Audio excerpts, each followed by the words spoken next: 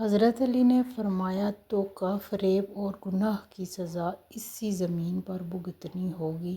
یاد رکھنا اللہ کچھ بھی نہیں بھولتا۔ اس دنیا میں سب سے خوفناک چیز یہ ہے کہ آپ کبھی بھی اپنے ساتھ کسی کی اصلی نیت نہیں جان سکتے۔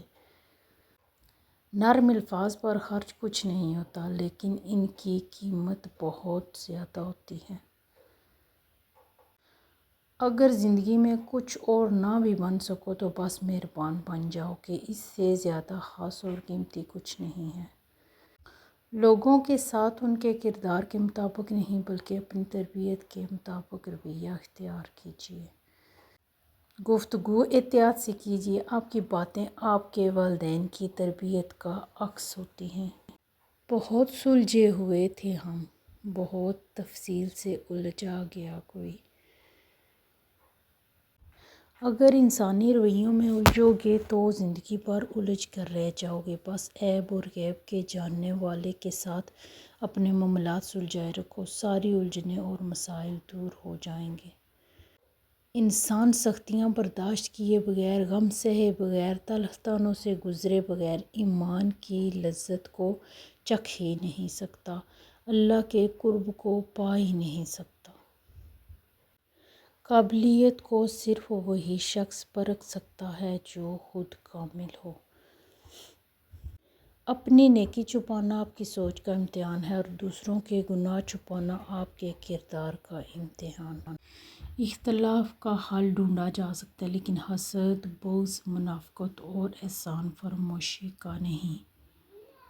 یا رب انہیں بھی سکون دے جو چہرے سے تو مسکراتے ہیں پر اندر سے ٹوٹ چکے ہیں۔ ہمارا رب اتنا مہربان ہے کہ جانوروں کو پانی پلانے پر بھی جنت عطا کر دیتا ہے۔ مرد کو جلنے کے لیے اتنی آگ کافی ہے کہ وہ اپنی من پسند عورت کی آنکھوں میں کسی اور کا عکس دیکھے۔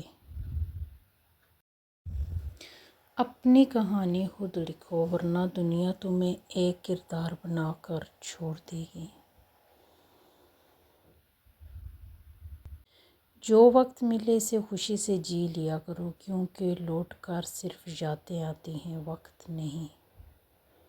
جن لڑکیوں کو ساس سسر کے ساتھ رہنا پسند نہیں انہیں چاہیے کہ شوہر کی تلاش یتیم خانوں میں کیا کریں، خاندانوں میں نہیں۔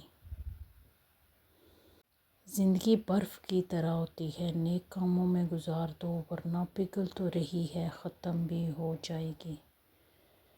کئی باتوں کے بارے میں لا علمی ہی اچھی ہوتی ہے، اگر ان کے بارے میں پتہ چل جائے تو وہ انسان کو اندر ہی اندر کھا جاتی ہیں۔ اپنے نفس کو اس بات کا عادی بنا لو کہ وہ ناقابل برداشت باتوں کو صبر سے برداشت کرتا رہے۔ حضرت علی۔ یقین جانو میں ان قیدیوں میں سے ہوں جو کھلے دروازے دیکھ کر بھی فرار نہیں ہوتے۔ سختیاں بڑھ رہی ہیں عالم کی، حوصلے مسکرائے جا رہے ہیں۔